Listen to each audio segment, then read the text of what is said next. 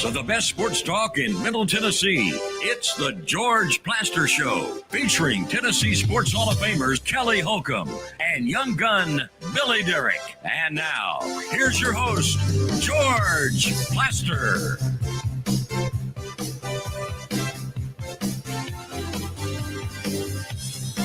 Hello again, everybody. Welcome in. From Nashville, Tennessee, I look outside. It's a beautiful day. I wonder what it's like in Atlanta. We will find out shortly from Billy Derrick, who is at SEC Football Media Days. But first, let's say hello to Kelly Holcomb, find out what's going on in the borough. Kelly, how are you? I'm great, George. How you doing? I'm good, thank you. Good. Good weekend? It was a good weekend. When you asked me that, I'm trying to figure out what I did over the weekend. I don't think I did anything. Okay. What did I do? I had to work out in the yard. I wasn't picking up sticks, but I was cutting some limbs down and I was doing some stuff outside. And Sunday, I came home from church and had a nice nap. Well, that's lovely. That is lovely. That was lovely for me. Congratulations to you. Thank you. Okay, let's see what is going on in Atlanta and check in with Billy Derrick. Billy, how are you? I'm good. How y'all doing? We're good. So kind of set the scene for people of what this thing is like. I've been, any number of times over the years. Now, so have you. It's a three-ring circus. It really is. You walk in and it's at the College Football Hall of Fame. So they got two separate buildings, basically. It's all connected, but the Hall of Fame section has Radio Row. That's where they do the press conferences for the coaches. Players are walking around everywhere.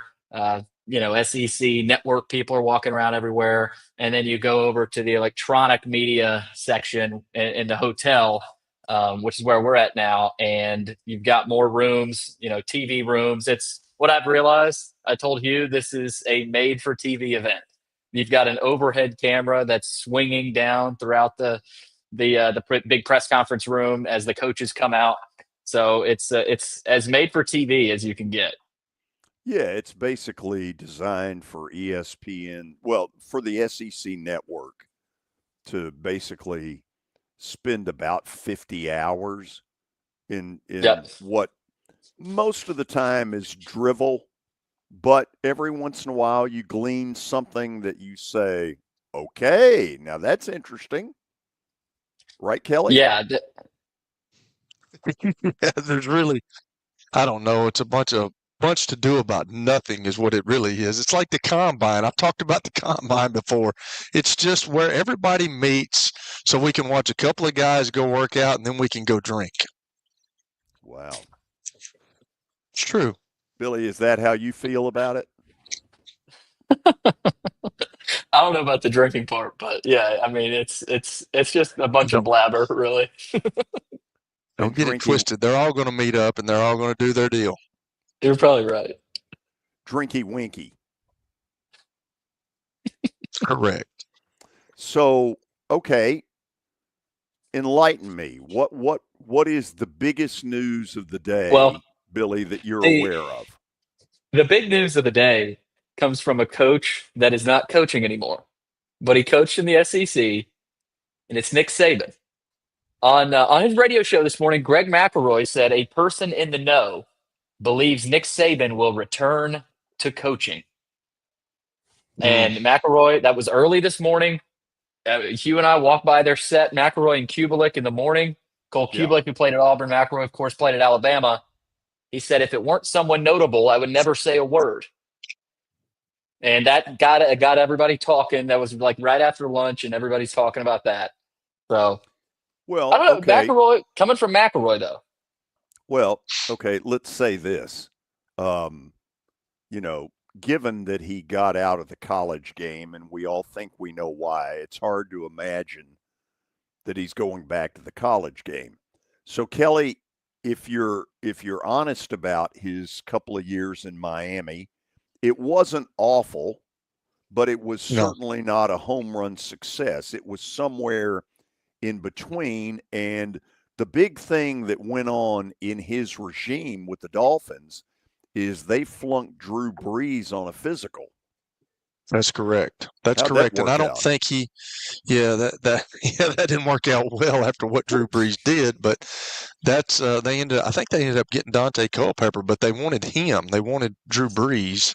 Yeah. And I think he also had some problems with he kind of wanted the Bill Belichick deal where he was in total control and he didn't have total control. And a lot of times when that happens, man, when you don't have say so in who you're getting, that's tough on a coach. When a coach and a general manager disagree on something, and you don't have a common bond there, I think that's what rubbed him the wrong way. Which is why I don't know why he would want to get back into this right now, because I've heard that too, and I've heard that from one of his close personal friends too. So that they said he may get back into it. It would not surprise them if he got back into it. So I don't know. It's funny that I heard that, and then you tell me what McElroy said, and that's kind of aligning what I've heard, which is kind of crazy. Billy, it would come under the category of once a coach, truthfully always a coach. Yeah, I don't think it ever gets out of their blood. I don't think it's a coincidence either. This comes out Monday morning of media days or Monday afternoon, and Greg McElroy and Nick Saban are very close. So I don't think Nick Saban is upset that this news got out either. I would venture to guess. But we do have an update. It's brought to you by X Golf. You can book your tee time now at playxgolf.com. A step into the future of golf with X Golf. Experience the most accurate golf simulator and elevate your game like never before. Toast to great shots and great times at X Golf. Check out their new location at 209 South Royal Oaks out in Franklin. Another piece from SEC Media Days. We will hear from Greg Sankey later in the show, but as the clock ticks on the December 1st deadline to determine a format for the college football playoff next year, Sankey reiterated the possibility of staying at 12 teams if the SEC and Big Ten can't agree on the best model. Sankey said he and Petiti spoke last week multiple times and acknowledged the SEC's different view coming out of spring meetings. Obviously, the Big Ten favors the model that rewards conferences with guaranteed spots and play-in games to determine those. The SEC most recently said they would now prefer a 16-team format. So what's going to give? That's the big question. But Sankey had a lot to say, and we'll hear from him a little bit later in the show as well. So, okay, just to be a smart aleck about it, I don't think that the sky would fall if it stayed a 12-team playoff. I think most of us have assumed it's going to 16, Kelly. But if it stays 12, whatever. Yeah, I'm with you. It was 4 to begin with, when we started this deal with the CFP, and then I don't know, man. It's I don't know. Who knows what's going to happen in these times? And I did read something. Billy, did he talk about maybe the SEC going international, playing ball games? Yeah, he George, I think we had this guy on. The forget his name, but the one of the radio guys from Ireland. I hate him forgetting his name, but he asked Sankey a question about the potential of playing more games or playing games in general in Dublin, Ireland, because obviously that's been a Big Ten deal, Big Ten ACC deal. And Sankey said, he didn't give a timeline or anything, but he said, yeah, I think that's something we're looking at down the road. And because the ACC and Big Ten have hit on that, and that's something the SEC hasn't. But that was something he hit on as well. Look, could it be one game? I guess. Do I think that they're going to take some big rivalry game and move it to Dublin? Hell no. No. I could see it being Missouri and I don't know, Missouri and somebody. Poor Missouri. What are you bringing up Missouri for, Billy? Missouri just doesn't offer much. I mean, Missouri and South Carolina, maybe. I don't know. It's the show me state, man. Show me. Yeah. When they beat Ohio State, they showed me. But when he says something like that, it seems like he's trying to compete. Like, what are we doing? Are we trying to compete with the NFL now? I don't know. This is a non-story. I agree. Yeah, but there were a lot of good notes, and we're going to play some of Sankey's comments a little bit later. We'll talk plenty more SEC football. We do have the Home Run Derby tonight. The odds via BetMGM, Cal Raleigh is the favorite at plus 275. O'Neal Cruz of the Pirates at plus 350. And then you've got James Wood of the Nationals at plus 400 as well. Matt Olson, plus 800. Hugh and I were talking. Hugh likes James Wood. I'm not sure who I would pick. I don't think this is the best Derby field ever, George, but it'll be interesting. Oh, I'll take it one step further. It may be the worst Derby field. Yeah. This one lacks for star power. Why did Acuna drop out? Do we know, George? Well, he missed a game last week. Obviously they're concerned anytime there's anything with him. Not because of the season they're having, because it really doesn't matter at this point. This team's going nowhere. But they want to keep him healthy. They want him ready come April of 26. And so I don't disagree with keeping him out of it. We'll see what Matt Olson, Atlanta area native, does tonight at Truist Park. He might win it. That'd be cool. Win it. It's a weak field. It is a very weak field. I mean, do you have all the names in front of you? Yeah, Raleigh, Cruz, Wood, Olson, Brent Rooker, Byron Buxton, Junior Caminero, and Jazz Chisholm. Jazz Chisholm's in the Derby. I mean, look, that's not exactly Babe Ruth and Ty Cobb. No. By the way, George. If you want it early, Kelly, the National League wins tomorrow night. Oh, really? Yeah. Since you're a Braves guy, are you a National League guy and you don't You're like damn right I am. Is that correct? I'm a National League person. Okay. Yeah. So what? So if the Phillies were up there, would you be for the Phillies?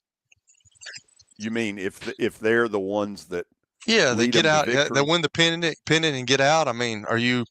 I know if they're playing the New York Yankees, you're absolutely for the Philadelphia wait a minute. Phillies.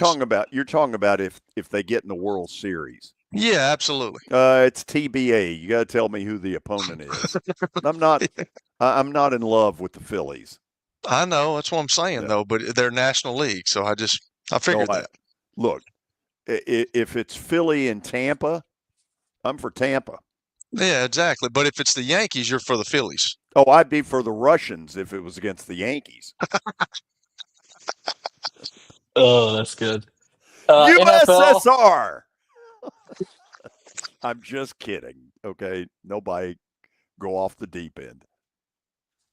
By the way, a note: we're not going to. Hugh and I were thinking about going to the Derby. We are not going. Okay. But driving, have you ever you've driven in Atlanta? I know you have, George, but Kelly, you've driven in Atlanta, right? Dude, I have to go through Atlanta all the time. It's a nightmare. It's awful. It is unbelievable. You get in a traffic jam at any time of the day. It's the LA of the South. When I went out to LA, it don't matter what time of day you're getting in a traffic jam. When you go to Atlanta, you can be at 5:30 in the morning, and when you go downtown Atlanta by Georgia Tech, you're going to get stuck.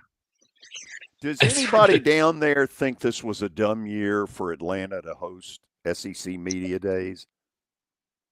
Why do you say that? Because of the Derby and the All-Star Well, game? you got Beyonce, you got the WWE wrestling, you got SEC Media Days, the All-Star game. I mean, really? Yeah, I don't think nothing against Atlanta. I think it's great for obviously the All-Star game, the Braves games, and maybe a concert here or there. But I don't know. I'm voting for Nashville every year, just like the SEC basketball tournament. But we do have some NFL notes. Browns rookie running back Quinshon Judkins was arrested on a domestic violence and battery charge in Fort Lauderdale yesterday. He had his initial court appearance yesterday morning. His bond was set at $2,500.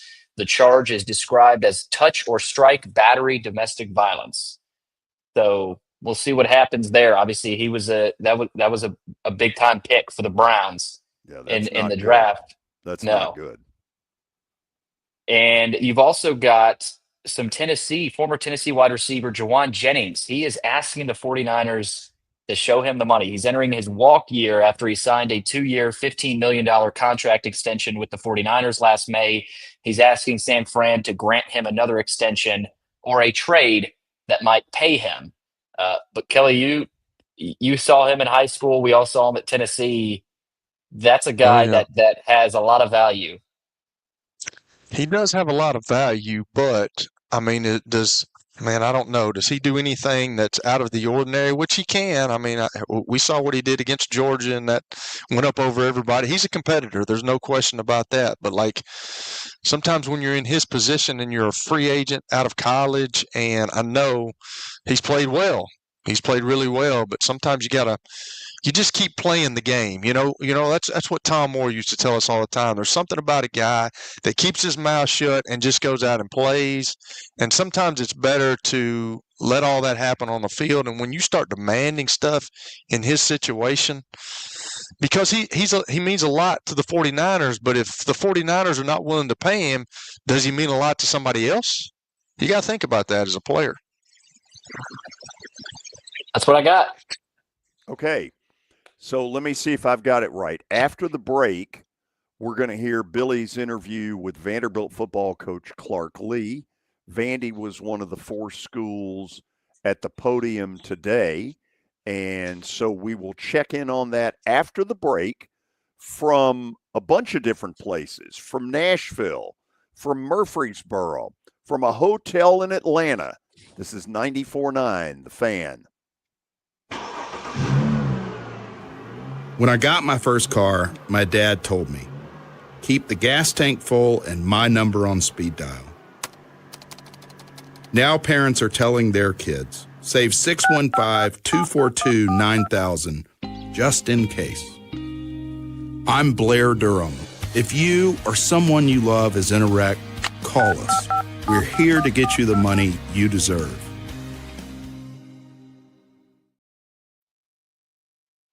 It's easy to say good things about the folks at Strike and Spare Family Fun Centers. Number one, I trust them with something that's near and dear to me, the Plaster and Friends Celebrity Bowling Night. But more importantly, I see the fun people have.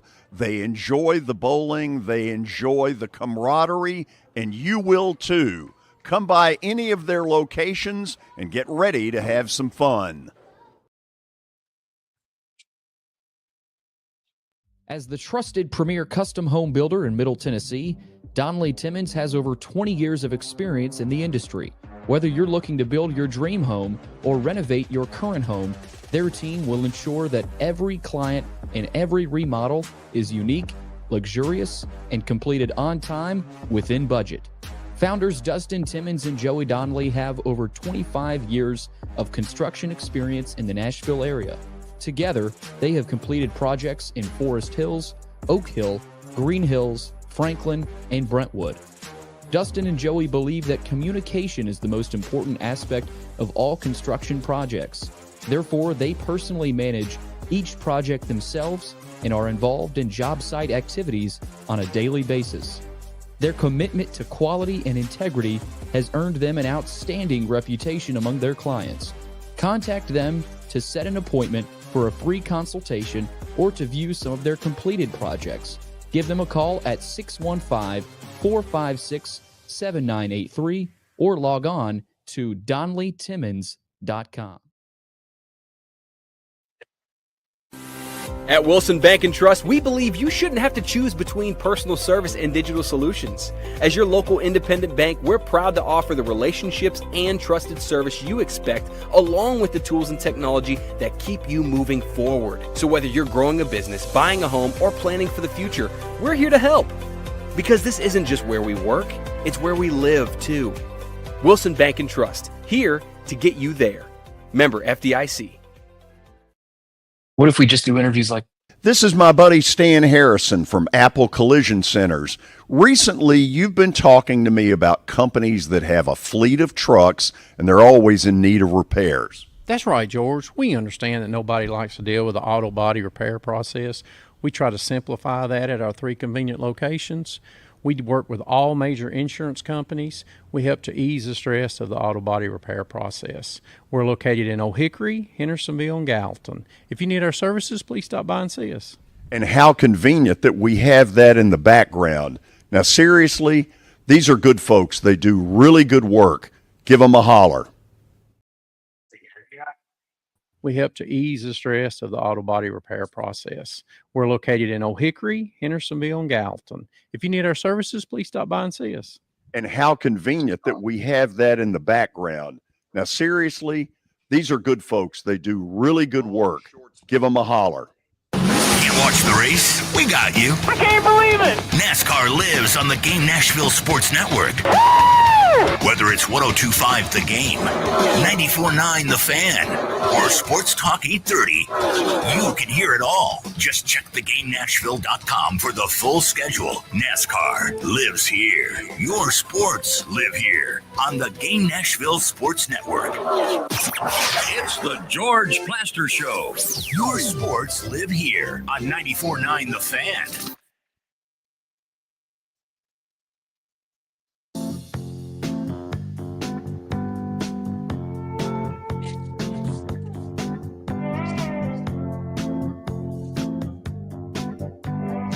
Okay, our coverage from SEC Football Media Days in Atlanta begins very local with the Vanderbilt Commodores, who were one of the 4 schools up on the podium today. If you think back, Clark Lee's had some pretty interesting SEC Football Media Days, including one in Atlanta several years ago where he talked about Vanderbilt competing for national championships. That one caught a lot of people's attention. This year, things are a little different. 7-6 a year ago, a really 5-star kind of quarterback in Diego Pavia, who clearly has helped change the culture, and a little more realistic enthusiasm than normal. Here is Billy Derrick's interview with Coach Clark Lee. Clark Lee with us here now in Atlanta. Coach, entering year 5, does it feel like it's been 4 years coming on 5? I am, I think I wear it on my face. I think I look like I've aged about 50 years. What an amazing thing to be coming on year 5. This is the longest I've ever been anywhere, which is, I think, a really cool thing to me.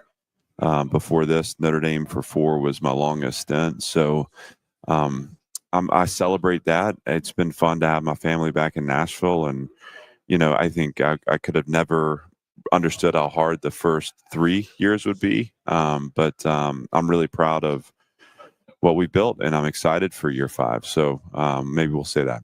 With Diego Pavia coming back, what do the expectations and standard change at all, or is that still, hey, let's go out, let's compete, and let's try to match last year and maybe do a little bit more? Well, I think the expectation we have is to do more, and so Diego's not, he's not going to put any limitation on what he feels like he can accomplish, and we're not going to put limitation on what we feel like we can accomplish.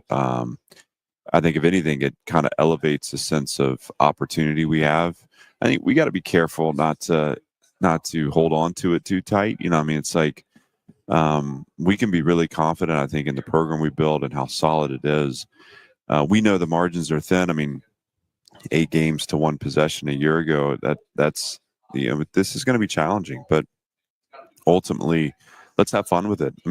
I think if anything right now, I'm having more fun than I've ever had because, we put so much into it. I recognize what I see every day. We're going to be serious about the work, but I want to enjoy being around guys that I care about and being on a mission that I care about. You say the margins, there may be some people that don't understand that. And in the SEC featured video, you explained in front of the team that we're just as close to being 2-10 this season as 10-2. And some people may be like, well, how is that? Yeah. Explain that margin, because you've talked about that really since year 1 here. Yeah, it's there's a 4-game swing for us last season that, can go either direction. And so what I'm pointing out is I've got eight games that the final score was decided within one possession. There was 4 of those we won, 4 of those we lost. And so, that those are the margins. That's the line between winning and losing. It's so fine for us. And what that means is we have to make sure we're doing certain specific things, playing to an identity, playing to our strategy. Our identity is about showing up, focused on competing, focused on our team and not the other team. I think too often last year we played to the level of the opponent.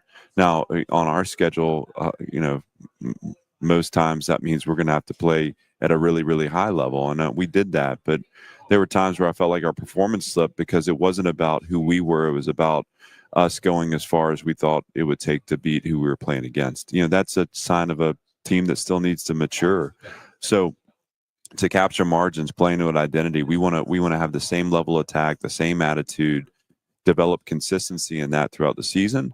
And then the strategy that we play with, we're a game control offense. We want to maintain possession of the ball. We can't afford 3 and outs. Obviously, turnovers are a no-no for us. And we got to finish in the end zone. We got to finish with touchdowns. Defensively, it's about point limitation.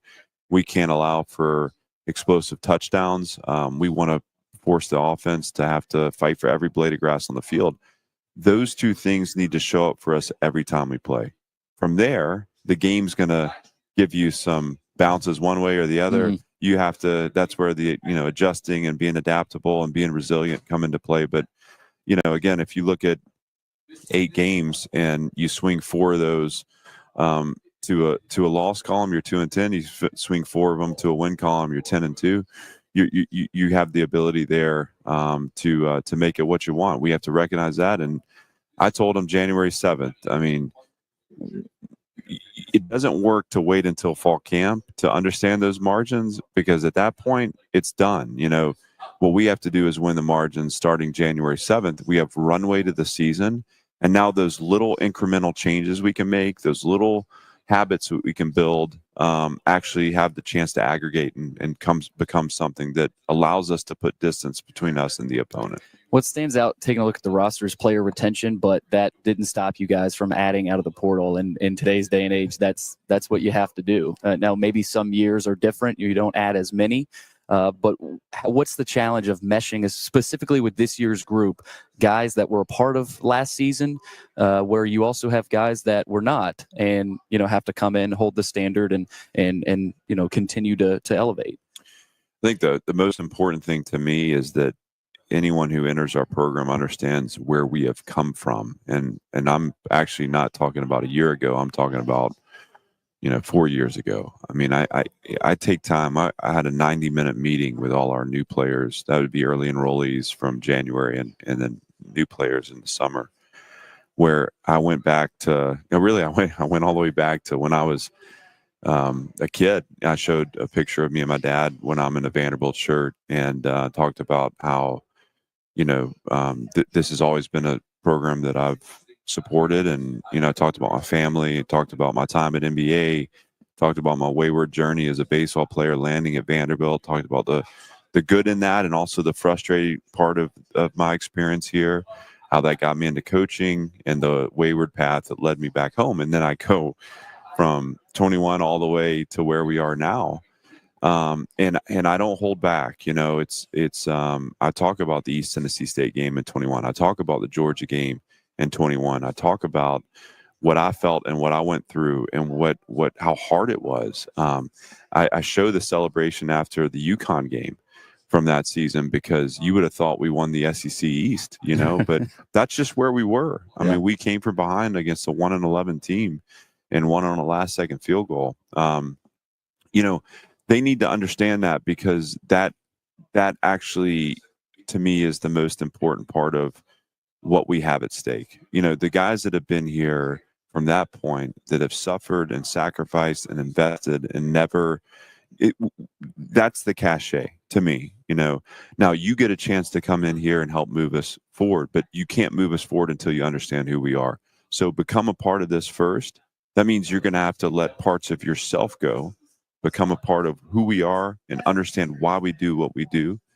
If you want to know my intensity in this meeting, let me tell you about 2021. Does that make sense? And once the guys get a grip on that, and I think the more honest I am about it and authentic, the more they understand it, and the quicker we get aligned and we get going. That's what's most important to me. Last year was a great experience, but also there's a lot of learning embedded in that. We'll talk about that as we go, because it's important that if we're going to progress, we have to understand, the finer points at which we slipped last year, where, hey, this is how we can improve. Again, I want people to really understand the heartbeat of where we've come from and what we're doing. That means we got to go all the way back. You mentioned letting go of yourself a little bit with the defensive coordinator role now being, handed off. With your role, how is that going to be different this season? And is that, do you sort of go back a little bit to, you are a head coach, you were a head coach last year, but you were very hands-on with the defense. So is that going to, obviously it's going to change, but how is that going to change this season? Yeah, I think, first of all, last year is probably the most fun I've had as a coach. I think a big part of that was getting back involved as a teacher, and I realized a year ago, as I made the decision to do that, it became something that it's very easy for me to lose myself in that job. And what I didn't want to have happen was, inevitably I've got things that I am responsible for as head coach that I'm going to have to do. And I didn't want the defensive operation waiting on me to do their jobs. I don't think that is efficient. And those guys are smart enough. And if I do a good enough job on the front end, establishing expectations, driving the learning of our system, all the answers are within the system, so there's a lot that they can problem solve independent of me being in the room. And as we went along last year, I'm talking about from winter and spring, I was doing everything. As we transitioned to summer, I started to delegate some of those responsibilities. So we got into fall camp. Steve Gregory really had a huge role in our day-to-day operation defensively. And as the year went, I was able to give more and more away to him. The way we function at the end of the season will be probably how we function the entirety of this year. He's going to spend the most time in the plan. He's going to be responsible for getting to that play call on Saturday. I'm going to have the ability to influence it at any point along the way in the process, leading up until the point at which the words come out of his mouth. But I trust Steve, and Steve's a really sharp defensive mind. He's got the respect of our team.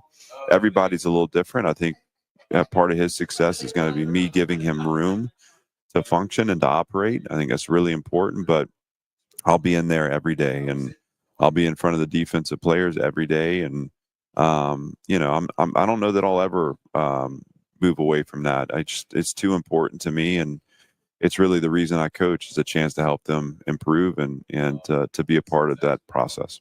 Brandon Fontenette's here. Martell Height is here. Both defensive contributors, not just contributors, but really key guys on a defense that, may have some new names there and will have some new names that we didn't see last year, whether it was injuries or other circumstances. What excites you most about that unit this year? Well, yeah, we're returning a lot of production is great. I think we have some depth in positions that we haven't had a lot of depth. I think specifically about the corner position. I think at linebacker, that's a really strong room for us.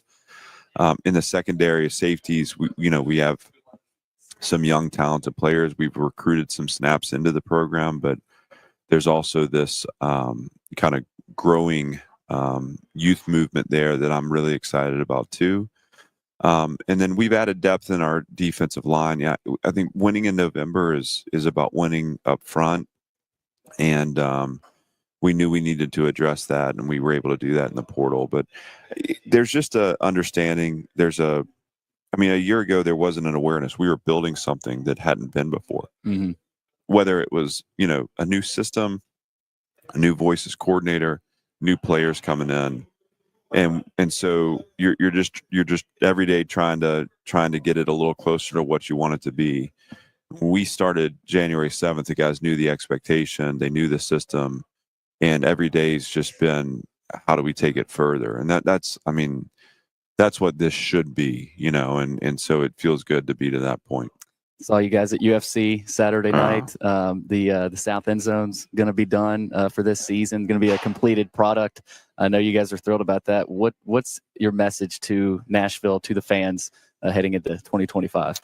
Well, I mean, I think, look, we want to be a great ticket in town. We know that we compete with a lot of different entities, and that's what makes Nashville great. So there's a lot to do, but hopefully we're creating enough excitement and energy that people start paying attention to what's going on West End. I mean, I think we've got a great environment. The addition of the North End last year, I felt like really made a difference. This South End Zone building is going to be a great vantage point. I mean, one of the beautiful parts about First Bank Stadium is every seat is on top of the field. Right. There's no bad seat in the house, but with the amenities, the club level, the food and the drinks and all that, I think that's a great opportunity to have an elevated experience at the game too. And listen, I'm a Nashville guy, and this is my hometown. Nashville is a part of who I am. It's where I'm raising my family. I feel so privileged to do that, but hopefully the people in the community see someone that cares about Nashville, that cares about Vanderbilt, that has a team that's going to go out there and fight every Saturday. And I hope that people say, hey, this is worth showing up for and checking out and give us a chance, because, we have our sights set of doing something really special this year, and we'd love for Nashville to be a part of that too. No suit threw me off a little today. Well, that'll come. Okay, it'll come. This is my pregame warm up. Okay, getting ready to go. I like it, Coach. Thanks for taking the time. Good luck this season. It'd be great to be with you guys. Okay, that's Vanderbilt football coach Clark Lee. After the break, we're going to talk a little bit about, what has changed that has the enthusiasm at really a high that has not been there since James Franklin. We'll talk about it next on 94.9 The Fan. Nashville Sounds Baseball is back in Hit City for the 2025 season. Create a summer of memories at the ballpark with weekly giveaways, fireworks shows, and more. Tickets are on sale now.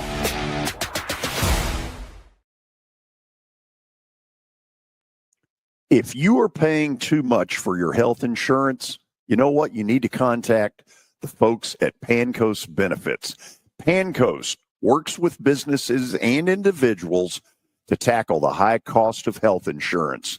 Whether you're a business owner, large or small, self-employed, between jobs, or over the age of 65 and in need of a Medicare plan, Pancoast can help. They make understanding your benefits less difficult and more personal. So check them out today, pancoastbenefits.com, or call them at 615-292-3400. Venture Express has been helping people in this area for more than 40 years. They're headquartered in Murfreesboro with over 30 years of dedicated fleets involving production, manufacturing, and corrugated experiences. They're an asset-based company with over 700 tractors, 4,000 trailers, and 800 drivers. If you need their help, dial them up 615-793-9500 or log on to ventureexpress.com. Here, we told you not to do this. Your sports live here. On ESPN 94.9. The Fan. And the Game Nashville Sports Network. It's the George Plaster Show. Your sports live here on 94.9 The Fan.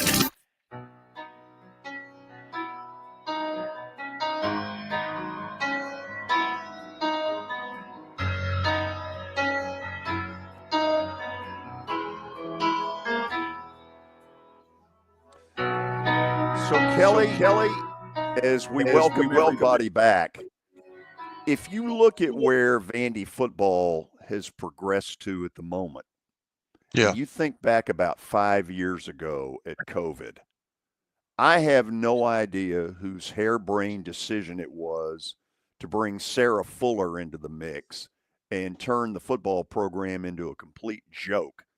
But if you remember, at the end of that season, she kicks off against Missouri and then kicks an extra point against Tennessee. To my way of thinking, it was one of the all-time lows in Vanderbilt history. We made her out to be a hero when all she did was bounce a ball about 8 yards.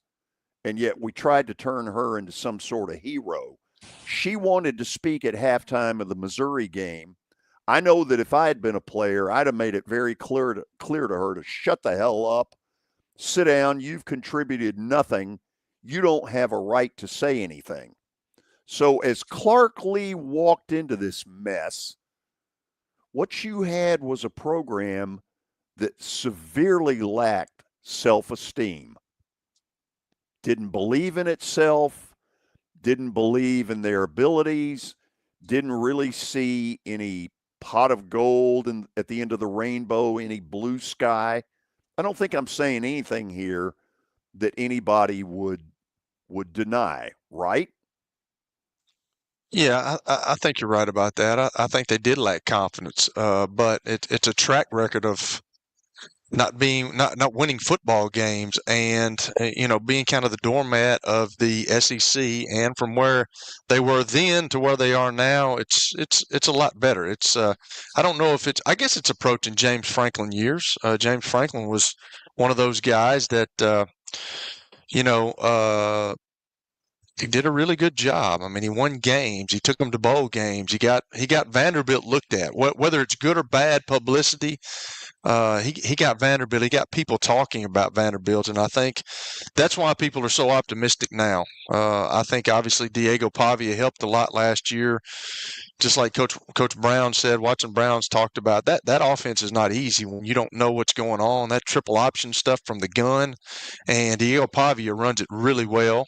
And that's why they brought the coaches from New Mexico and New Mexico State. And, I think there's a lot of positives to go along with that. I'm just, like I asked Mike last week, I'm just not totally sold on it yet. I know that it's a starting point, and I think everybody is confident in what they're going to do. It's going to be interesting to see all the guys that they brought in. Do they mess with the team, and some of the guys that they lost? That's what everybody's going through right now in the SEC or all over college football. The guys we lost, is that going to hurt us? Or the guys that we brought in, are they going to mesh? So, I think there's a lot of positives, but just like I said the other day, I think you've got to do it another year to make me really, truly believe, and I think that's what people are hoping for. I think that's what the Nashville community's hoping for, because, nobody's really talked about Vanderbilt football. Now at least people are talking about it. So it's easy to say, okay, the difference is Diego Pavia. And on the field, there's no question. There's a huge difference, because for the first time in a while, they got a quarterback who's not going to back down, who seems to make all the throws when they're needed. I went back and watched some of the Alabama win last night, and there are a couple of throws he makes that I'm like, there's nobody else on campus over the last 3 or 4 years that would have made those throws. But what I think he did way more than even on the field was that I think he walked in, and I don't know whether he ever did it in a team meeting or not, but they clearly are a group that didn't believe. Right. They clearly were a group that lacked self-esteem, and I think he walked in there, and I don't want to put words in his mouth, but I don't doubt in some meeting that he stood up and said, screw this attitude. By God, I'm here to win. And either you all come along with me or to hell with you. I kind of think he did that. Well, that's what it takes as a leader, George. That's what it takes. And but you can say that stuff, but you have to go out there and prove it to guys. Sure. And he obviously did that. His track record showed that, he went down to Auburn, he beat Hugh Freeze, and I'm sure Hugh Freeze was in the sweepstakes to try and get him. But that's what a leader does. That's what somebody does. Now, you don't have to be vocal about it sometimes, but if you are, you've got to back it up. And I think he backed it up last year. He's a tough kid. I think he takes too many hits. I do think that he's a stocky thing. He's not the tallest guy, but he's a tough guy. And I think at the end of the year, I think all those hits that he took in the Southeastern Conference, I think that had really an effect on his play towards the end of the year. So if he can. We all don't have to play hero. We talked about Will Levis last year doing that. As a quarterback, you got to be on the field and you got to be healthy, and you got to take care of yourself in today's game because they're trying to get you. But I just don't know if he can do that with the offense that they run. And I don't know how much blocking he got up front, but it's just going to be interesting to see, can he stay healthy for the whole year so we can see what he can do for all 12 games. From watching some of that game last night, one of the things I'd forgotten was that they get 2 huge chunk plays off that shuffle pass where he rolls one way, here comes Stowers the other, and boom. Yeah, they're not going to be able to run him as much as they did because he's kind of a marked man. And people want to knock him on his block. So they're going to have some other people step up and deliver the goods. Do they have that? I don't know. There were some wide receivers that appeared to have some of that. From the running back slot, I'm not sure. That's the question. Where do they go? Eli Stowers is one of the best tight ends in the country. Everybody's going to double him. Kelly, you've had that where, that's the quarterback's worst nightmare. When you can't go to your tight end, what does Vanderbilt have outside of him? Because he's going to be an NFL tight end. And like I said, everybody's going to double him. They've got some receivers. They've got a couple of good running backs. But, George, that's a good question. Pavia is going to need more help this year. And where do you get it? We talked about the protection. He's going to have to stay healthy. They feel like Clark Lee said he believes they got better on the offensive line this year. We'll see throughout this offseason.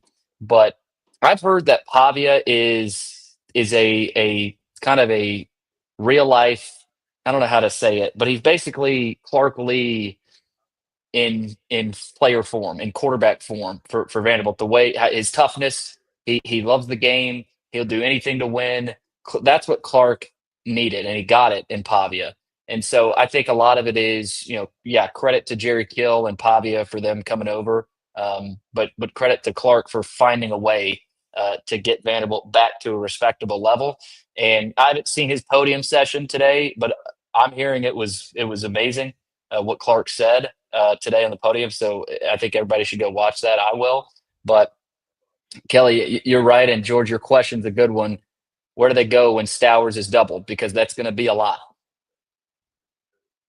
Well, as a quarterback, you have to have options, and if you only have one option, that's not a good deal. It's totally not a good deal. So it's just going to be interesting to see how, with this new landscape of college football and the guys that they brought in, how do they mesh? How do they mesh with the quarterback that's done it for a long time, who's won a lot of games? But people are going to be ready. We've talked about that. Last year, I don't think people were ready. I don't think they really thought that Vanderbilt was going to be the way they were. And I think just with the addition of Diego Pavia, it gave everybody a sense of, we got somebody that we can win with. And that not only helped the offense, but it helped the whole team. It helped the defense and say, hey, if we can stop some people, this guy can score points. We can win games. And I think that's why the optimism from everybody, the optimism from Clark Lee, but it's going to be totally different this year because they're not going to sneak up on anybody. Everybody's going to be ready for what they've got. Here's the other question I've got. Okay.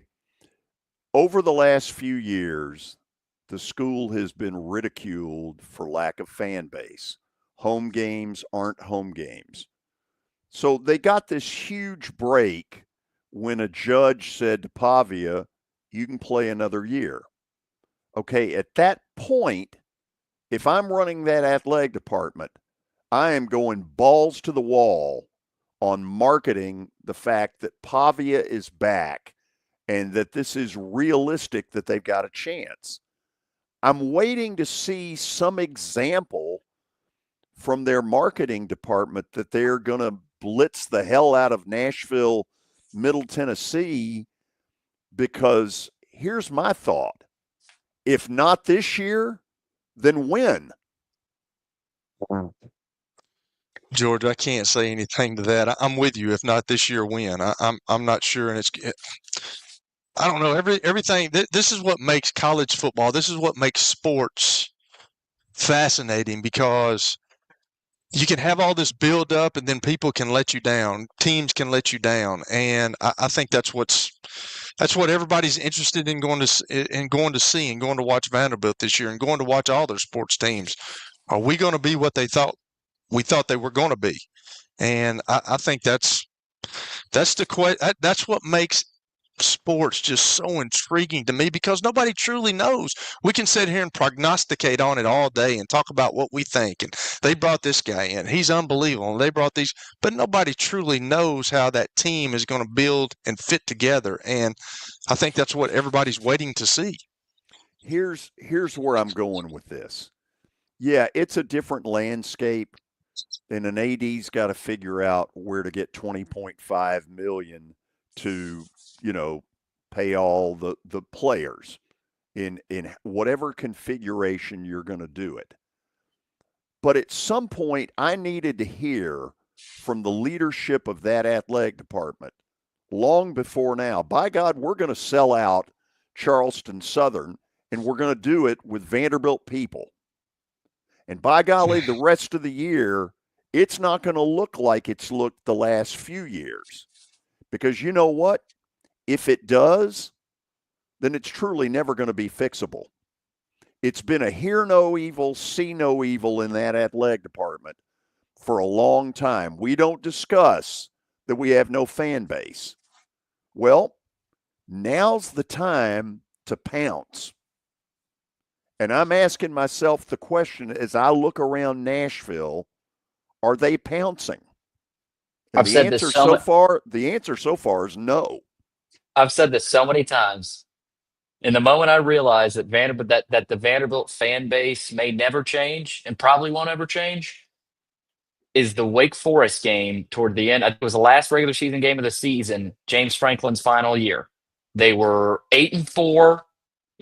Or after coming off a 9-4 season, you've got 8 wins. You've already beaten three really good SEC teams, and the Wake Forest game was meh. Not a sellout. Not a ton of pride, and I just kind of told myself it may not ever happen, and probably won't. I don't know.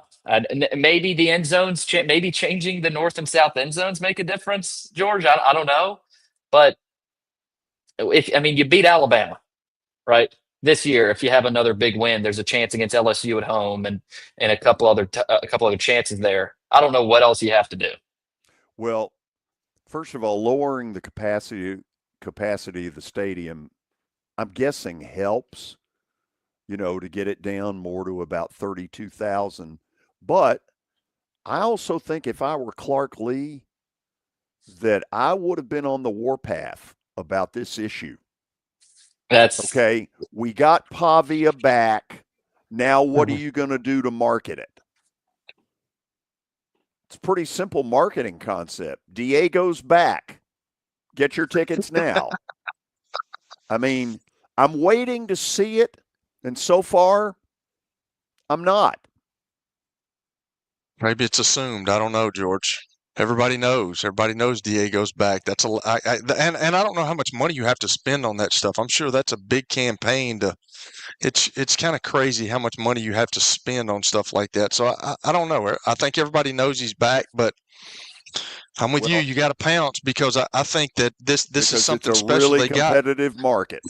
Yeah, and I think it's something special that they've got, and I think they need to capitalize on it, and hopefully it brings more stuff for the future.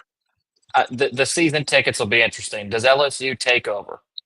That's going to be a question late in the season.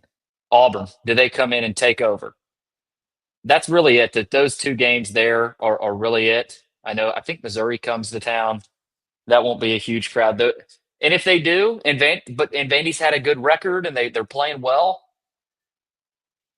I think we know who to blame, right? I mean, because that's the ticket market, right? People, that's what they do. They come in, they take season tickets, those LSU fans and those Auburn fans and Alabama last year and Tennessee last year. Well, I'll say this. I also think the head coach needed to make that a priority. And I don't know whether he has or whether he hasn't. I'm just pointing out that they knew that Pavia was coming back early enough to make a real splash with it. And I'm with you. So far, I don't see it. I know we got to go to the break. Stat of the day is coming up, and then you'll hear from SEC Commissioner Greg Sankey, who had his State of the Union earlier today from Atlanta, GA. This is 94.9, The Fan.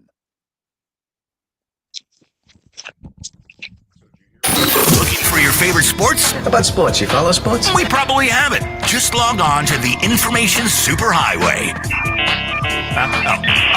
They don't call it that anymore? To start, press any key. Where's the any key? Head to theGameNashville.com. The password. We're in. You'll find what time your game starts and what station it's on. Oh, they have the internet on computers now. That's what's up. Your sports live here What an age we live in. on the Game Nashville Sports Network. SEC football media days are back, and Chase and Big Joe are taking you there, live from the Omni in downtown Atlanta. All this week, they'll bring you exclusive coverage, interviews, and insight from the biggest names in the best conference in football. Our coverage is brought to you by Brewhouse South. Experience Nashville's ultimate sports and brew hangout at Brewhouse South in Cool Springs. Don't miss a minute of the action. Your sports live here on 102.5 The Game and the Game Nashville Sports Network. Experience the spirit of the American West at the Buffalo Bills Center of the West in Cody, Wyoming. 5 museums under one roof, each exhibit a step into another era. Located 50 miles from Yellowstone, begin your adventure at centerofthewest.org. Looking for Nashville's best deal of the week? Chiba Hut on Donaldson Pike has you covered. Right now, grab half off a $40 Chiba Hut gift card at 949thefan.com/deals. That's just $20 for mouth-watering toasted suds, ice-cold drinks, and good vibes. Don't miss out. Supplies are limited, and this deal won't last long. Hit up Chiba Hut in Donaldson and snag your gift card today at 949thefan.com/deals. Your sports live here. WBUZ HD3 Laverne. All around the world on the Game Nashville app. We are the Game Nashville Sports Network. ESPN 94.9. The Fan. It's the George Plaster Show. Your sports live here on 94.9 The Fan.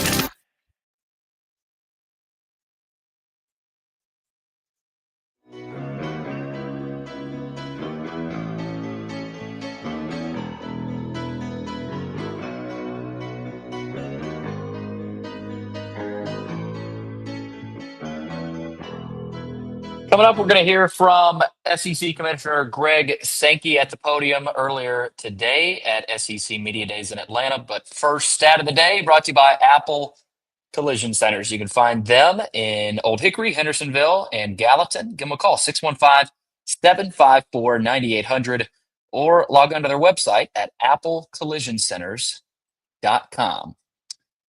And today, we've got a pretty good one as I attempt to hold this thing up. This is on me, administrative error on my part here. Apologies.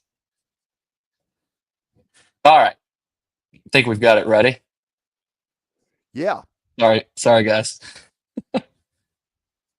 It's fine. Don't worry about it, Billy. We'll take it out of your chair. All right. Here we go. 2025 is one of 2 years in baseball history where 4 players have hit 30 or more home runs by the All-Star break. Can you name the other year that happened?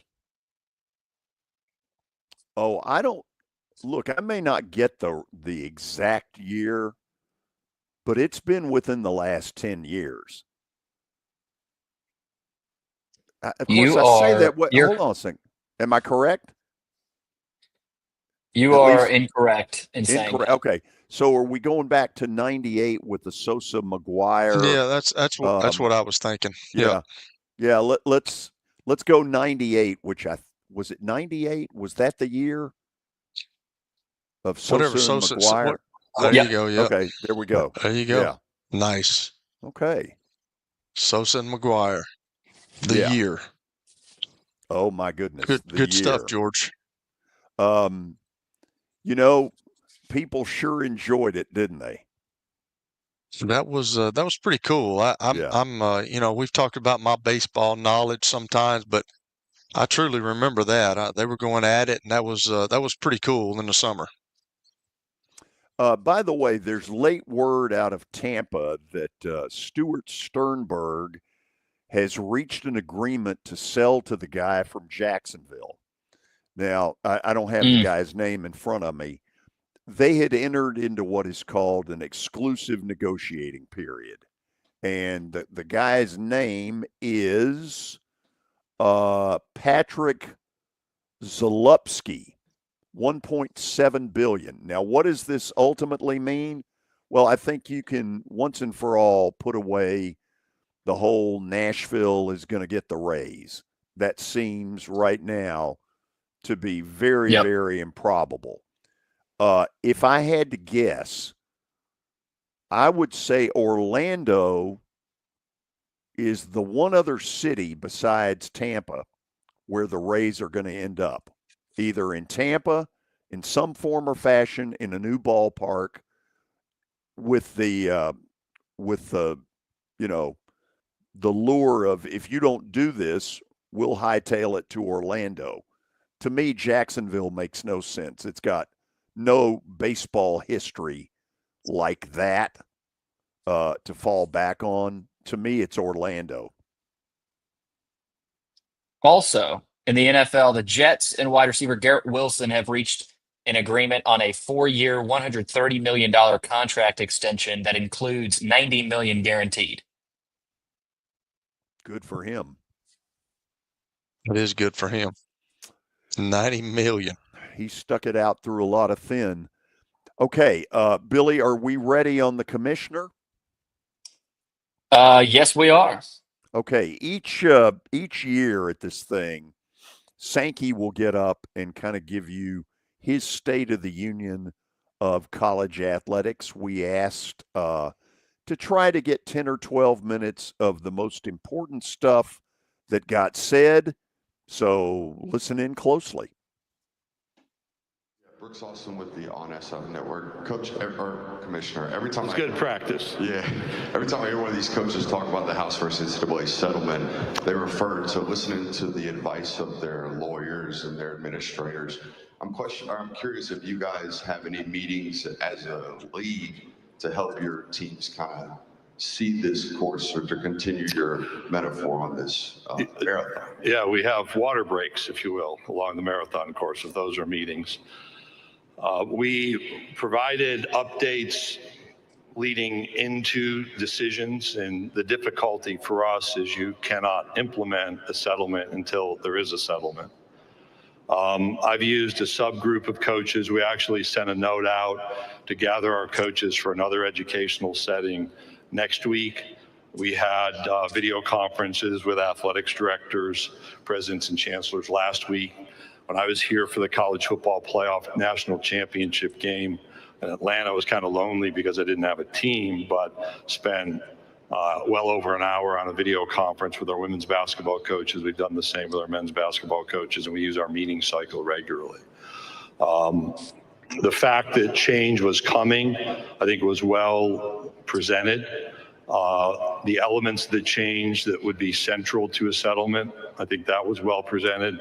It is the intricacies of implementation where we are running rapidly in the midst of the race to make sure we provide the most relevant and most current information. And some of that's kind of time bound by working through a process with the plaintiffs and with the court. Commissioner, we'll go on the center aisle. Pat. Pat Forty from Sports Illustrated. First, Greg, I appreciate the remembrance of Bob Holt. Well done. Secondly, the clear public disagreement between the College Sports Commission and the collective association about what the rules seem to be. Do you have an opinion on that, or how are we going to rectify that? Well, we from the College Sports Commission think that we're operating consistent with the settlement terms. We'll have the right kind of communication with the authors of the letter and communicate and educate on why we think we had the right perspective to begin with. The Commissioner will go over to our right-hand side on the far right. Hello, Greg. David Cloninger with the Charleston Post and Courier. When do you anticipate having the format of the 2026 football schedule finalized? First of all, I spent a long weekend in Charleston a few weeks ago, and it was my first time to walk around downtown, visit Fort Sumter, played Bulls Bay, and experience Folly Beach. So I didn't buy a newspaper. I was there. That was my 4 days away, so I owe you. I've been careful about giving dates. I've said repeatedly, I learned during COVID that you want to use your time. It won't linger terribly much longer. We have to make decisions about the 26 season and adjust if we're going to go to 9 games and there have to be games removed or rescheduled. And if we stay at 8, probably a little bit easier on that part of the logistics. Once we make a decision in the conference office, we're pretty ready to go. If you go back to when we made our last decision, we were in Destin. I think 2 weeks later, had opponents out. And shortly thereafter, we were prepared with dates and sites, sort of thing. Okay, we'll go back here in the center section. Mike Griffith, the Atlanta Journal-Constitution, Dog Nation. Commissioner, you've talked about the differences in the playoff models, and a lot of people have speculated on what's best for college football. When you talk about best, what would be some of the bullet points that you want to get out of the ideal college football playoff format should it expand to 16 teams? Well, you're binding me to a 16-team playoff, but I'm going to, Mike, walk you back. So I'm on record of participating in a decision process that 12 was the right direction. And that took years, plenty of ups and downs. As I said, the middle is messy. In a marathon, it was messy. In that consideration, I think it worked well. I think some of the changes happening around us that may create some competitive balance raise the question of expanding. I've always been a fan of there are no allocations. They don't believe how toxic this is. If you're still using a plastic or wooden cutting board, you need to hear this. I never post stuff like this, but I had to share. Like, take the top 8 back in 2019 when people were talking about expanding. Take the top 12. I was an advocate for that. In fact, went back through with colleagues this spring. I could take the top 14, top 16. We have agreed, and I think last week there was some misunderstanding communicated about a memorandum of understanding. So in that memorandum of understanding, the top 5 conference champions have a role. So that's, unless you're going to go tear up the MOU, which maybe some other people want to do because of their concerns about the decision-making authority, that very clearly in that memorandum of understanding is granted to the combination of the SEC and Big Ten. Ultimately, we have to use that authority with great wisdom and discretion. But unless people want to tear it up, we're going to have 5+7, 5+9, 5+11. As I understand, doubling down. So that was one of the phrases last week. That's part of a gambling experience, as I understand. And you always want to have a really good set of cards. You want to have a good hand to play, right? And I think we have the best hand to play. So we're going to operate consistent with the MOU. There's an allocation of those 5 spots. And I guess we'll continue to debate whether expansion beyond 12 is appropriate for the college football playoff. Okay, we have time for a few more. We'll start in front of me, Commissioner Tom. Hey, Greg. Tom Murphy, Arkansas Democrat Gazette, and I also appreciate the tribute. When the format for 2026 is set, do you anticipate, could it possibly be another 2-year fix, or would you like it to be longer term? And does either side have momentum right now? I generally like to get out of the football scheduling decision questions, right? So that suggests a longer term would be better. one of our learning experiences from our expansion to 14, and we had 2 years and then 12 years. And our discussion now is perhaps look-ins every so often would be wise. So while you might want to answer it once and for all, I do think there's an expectation that we'll at least have look-in opportunities should the schedule change. Okay, we'll go over here to our right. Kurt. Kurt Bowles from the Houston Chronicle. Greg, given the long history of revenue sharing, now that we're like 2 weeks in, what's been the early reports from your members as far as any concerns, complaints, or consensus? There's consensus about concerns and complaints. How's that? Yeah, it's anything new is going to create questions. It's not constant and overwhelming from all 16, but it's a continuing process. And I think the freak out factor is a little bit high, if you will. In other words, somebody writes something and people freak out. That doesn't mean it's accurate. All the cautions about, hey, you know, the Twitterverse isn't maybe the best resource all the time for information, or Xverse as it's known. There's a great deal of trust that we've built with our members, and so we can walk through questions where we don't have answers. We'll go seek those. Keep in mind that we're still in the process of implementing policies, and that's defined in the settlement with the plaintiffs and potentially the court oversight. So there's a process to be involved. I do think it's a reminder of the importance of continuing communication. And as I indicated in another answer, we'll keep adding points of communication as we go through this change. It's one of those, again, COVID lessons that you have to change your operating rhythm. So maybe rather than quarterly meetings, you're in monthly meetings. Rather than monthly meetings, you're in bi-weekly meetings to either give an option for questions or conversation or provide information. Okay, we'll go right over here on the second row, St. Marion. Second row. Morning, Commissioner. George Summerville, touchdown in the United Kingdom. I listened with some interest to what Commissioner Bjornmark and Scott Draper said last week in Frisco about developing their brand internationally. They went as far to say that they were looking at playing multiple games, not just in Dublin, but outside in more than one sport. As the revenue increases in growth and revenue become more and more important to the conference, we've talked about this before, what are your views on the SEC expanding the brand internationally? George, I'll go back and share some thoughts I've probably shared over time. One is the strength of this conference is based in our communities. That may not be the same for others, but you look at the 16 cities that host our universities, the football stadiums, the infrastructure, and what happens on a game day weekend. It's absolutely magnificent, second to none. With that said, this may build some of my credibility with you. I sat once with the Lord Mayor of Dublin to talk about playing football games involving SEC teams. We've had interest.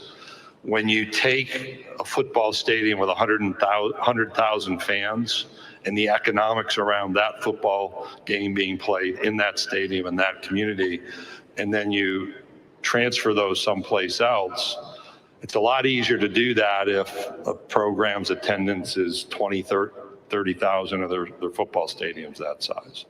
So there are some economic realities that weigh against just doing that. Personally, I'd welcome that chance, and we'll continue to explore opportunities. But I'll go back to the importance of college football in our region, in our states, and in our communities, and the foundation and strength of our conference fundamentally is built on those communities.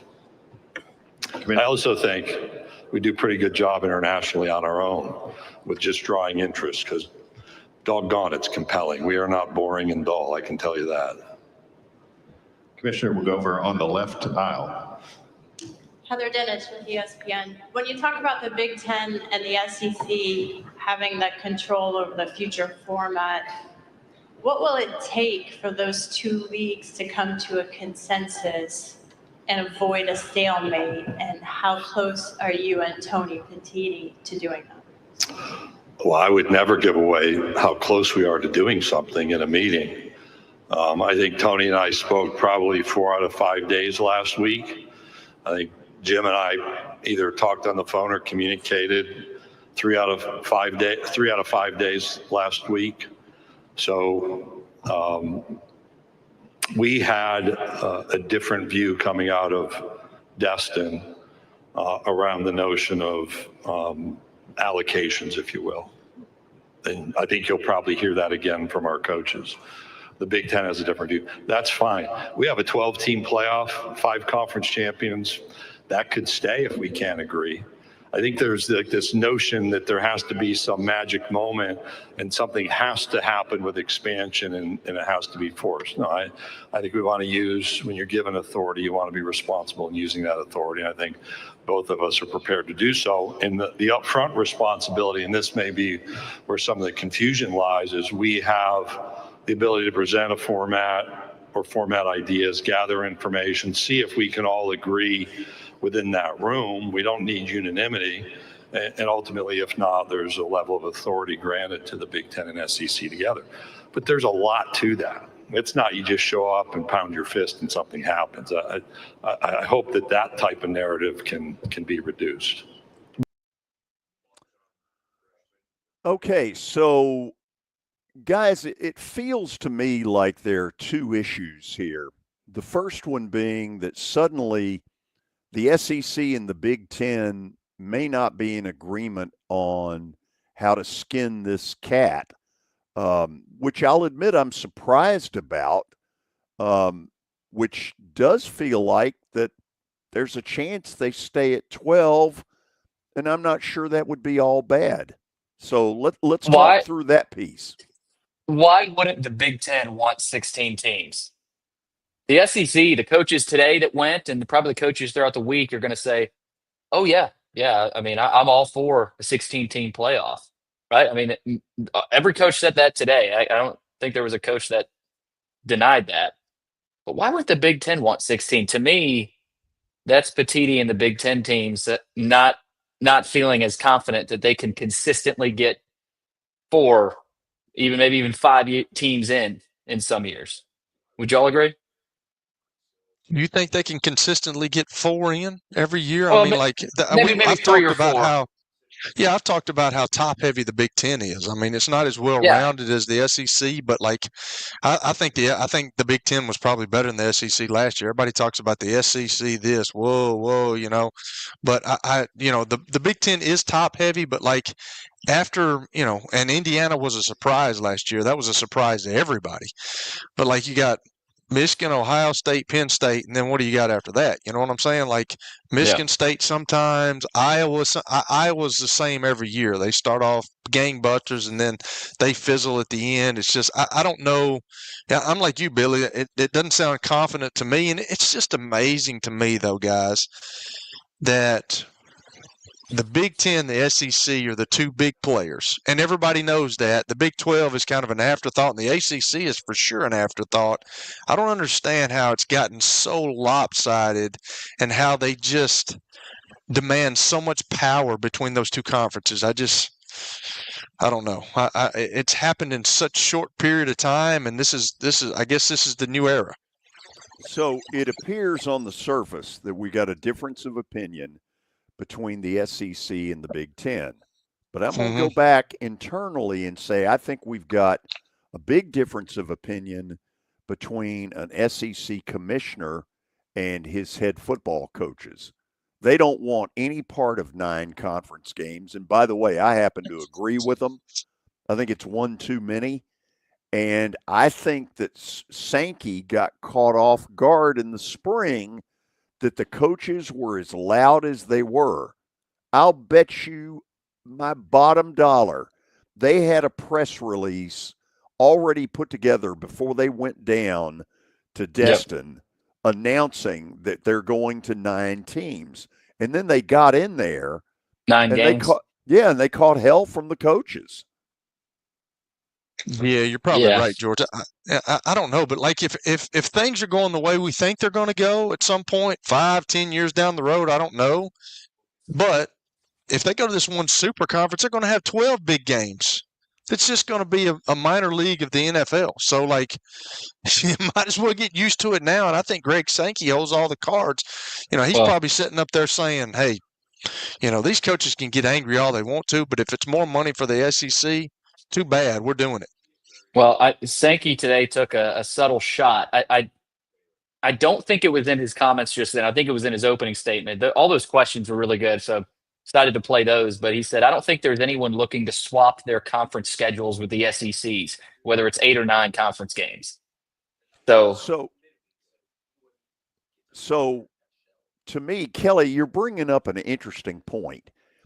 If you get to the middle of the SEC and the middle of the Big Ten, none of those programs are so rock solid, right, that they can just play 12 biggies in a row. Now, maybe the top third of a conference can do that, but I think we learned in COVID that God bless UL Monroe, God bless Troy, God bless all of these teams that get fit in between the big boys. That's how all these leagues pad their records. That's how schools end up getting to 6 games to get to a bowl, is because they've got 1 or 2 Ball States or whoever it is. And so this concept of, well, we're just going to play the Godzillas, I'm not sure how well that goes. Well, Lane Kiffin had this. Lane Kiffin said this earlier today too, Kelly. He said, I don't think those teams that play 9 games would rather play the 8 that we play at the places we play. So the SEC, they're beating their chest on this. Oh, yeah. I mean, I don't know. I just the SEC was down last year, guys. I really think that. I don't know. I think Texas was with Quinn Ewers. I don't know how they made it a long ways and they made it there. But did we think that they were going to beat Ohio State or if they were going to beat the big dogs last year? I don't know. It just I don't know where all this is going. It's just amazing to me that the Big Ten and the SEC, that's what I'm taking out of this, has so much power right now. And you kind of, the Big 12 and the ACC are nothing anymore. The Pac-12 is gone. So this new landscape is, it's something to see. And if they're bickering about 9 games, but all these big schools want to go to this super conference at some point, it's going to be a smaller NFL. You're just going to have to play 12 big games. Well, you might as well get used to it. Okay, after the break, LSU was up on the podium today, and that meant the former Notre Dame coach. Yeah, who, by the way, had on a great-looking tie. Loved his tie. Don't love his coaching. What do you not like about his coaching, George? I just think that year in and he year out, costs his team's games. I think they have more talent than at times their wins and losses. Okay. I would agree with that. Yeah. He's a taskmaster. There's no question about that, especially for the quarterback.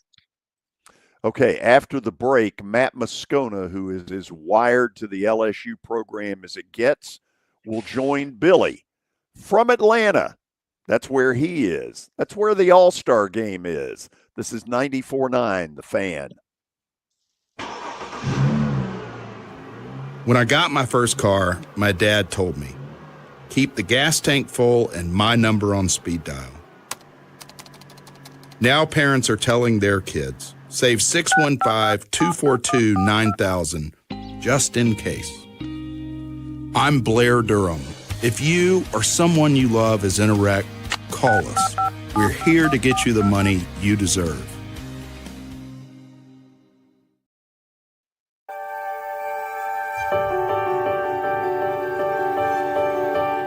Are you ready to begin?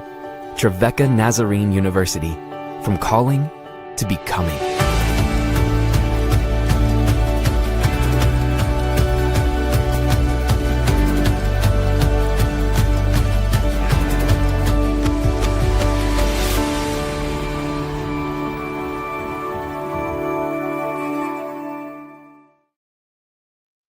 I trained my entire life to be the best. I was one of the fastest women in the entire country.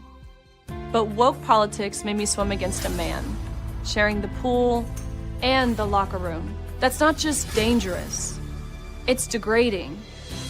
Thank God for Marsha Blackburn. No one fights harder to protect us.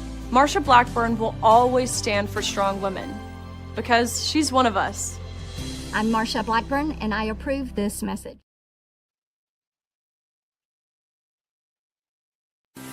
At Wilson Bank and Trust, we believe you shouldn't have to choose between personal service and digital solutions. As your local independent bank, we're proud to offer the relationships and trusted service you expect, along with the tools and technology that keep you moving forward. So whether you're growing a business, buying a home, or planning for the future, we're here to help.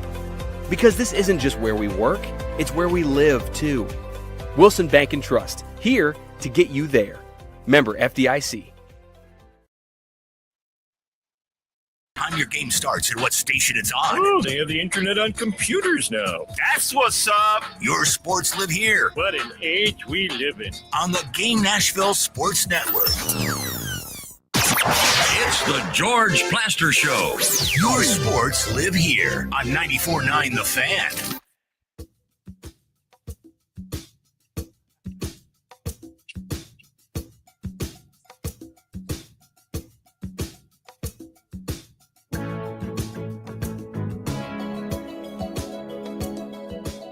So LSU was up on the stage earlier today, and boy, they got themselves into an interesting opening game at Death Valley at Clemson.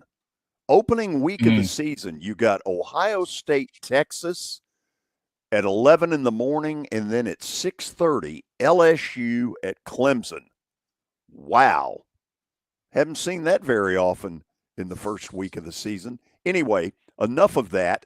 Billy caught up earlier today with Matt Moscona, who is wired to the LSU beat.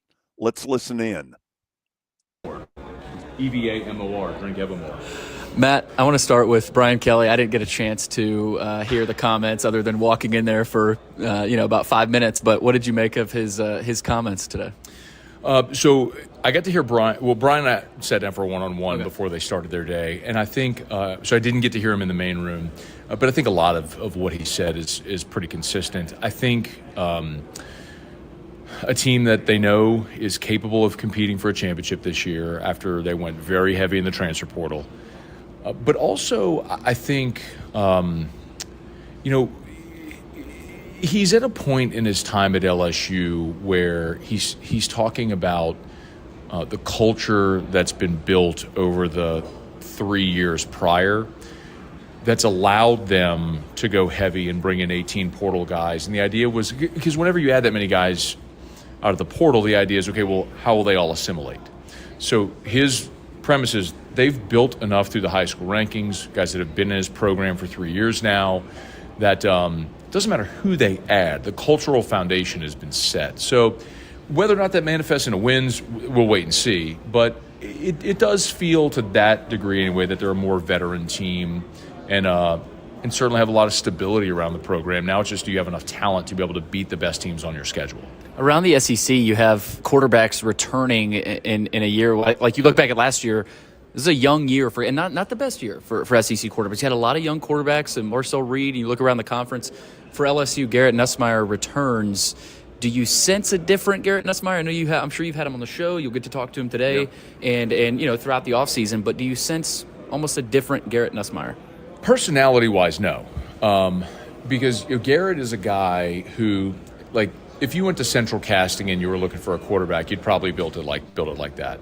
6'2", 6'3", he's got the size, got the arm strength, can make all the throws, son of a coach, heady, moxie, all the stuff, right? I mean, he just checks every box. The only thing he didn't have going into last year was experience. I don't think any of the other stuff has ever been the question with Garrett. It's just, what are you going to do when you're up 10 on the road against A&M, you're facing a third down, and you're being flushed to the sideline?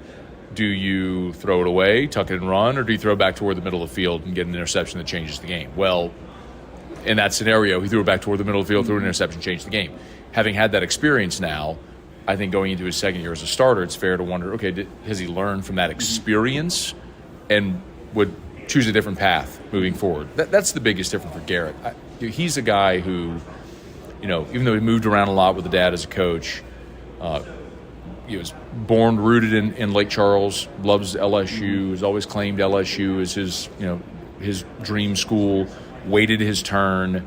All that stuff is there. So the personality piece with Garrett, I don't think that's changed or needed to change. The benefit is the experience of being the starter. Is Clemson a must-win game? So I am probably not the right person to ask that question to, because I am allergic to calling that term. to calling something a must-win unless it is a literal, especially week one. Well, in any sport, but like a must-win is you're in the NCAA basketball tournament, and if you lose, your season is over. Right. That is a must-win. You're in the College World Series in Omaha, and you've lost a game. You're at a must-win situation. Right. No, Clemson is not a must-win situation.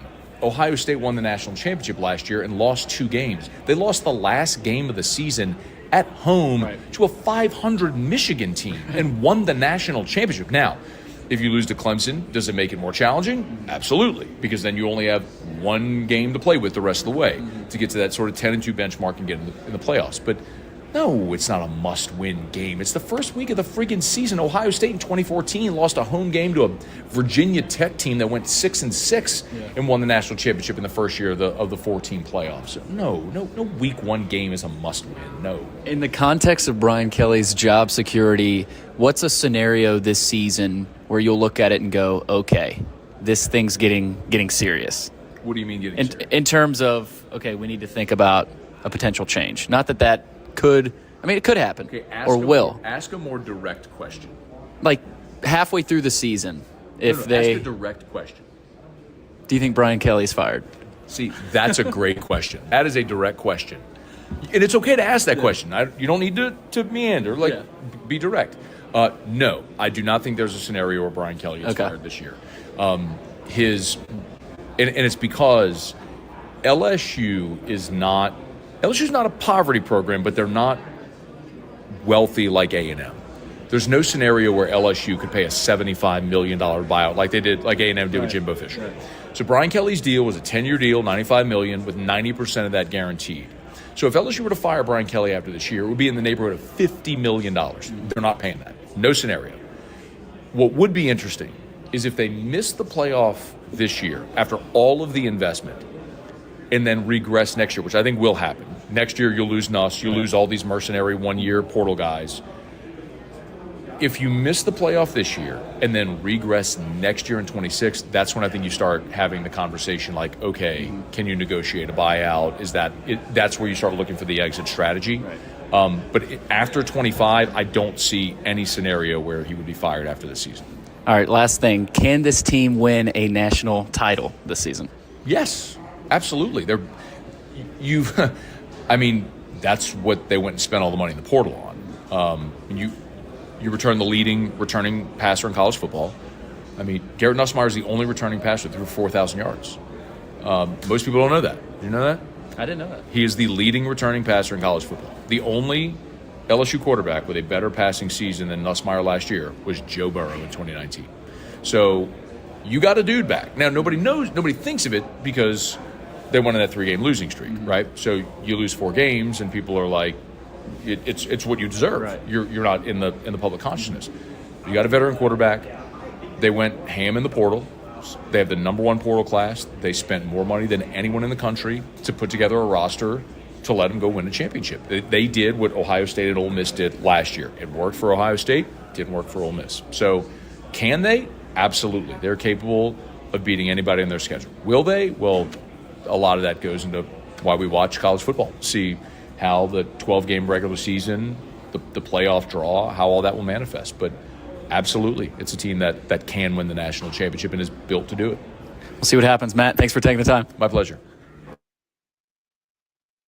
Okay, so Kelly, let me ask this, because there are people out there who are really into Garrett Nussmeier. And then there are others who say he's an interception waiting to happen. How sold are you on him? Well, that's a good question, George. I don't know if I've seen him. I've watched him a bunch. I don't know if I've watched him enough, but yeah, I don't know. I played with his dad in Indianapolis. His dad played at a smaller school coming up. I think he's right. He's grown up around the game. Most guys, when they have sons and they grow up around the game, they're pretty heady. They're pretty smart. He's not what you call this guy that's going to run around and make plays with his feet. He's not that guy. He's a true pocket guy, and that seems to be what Brian Kelly likes.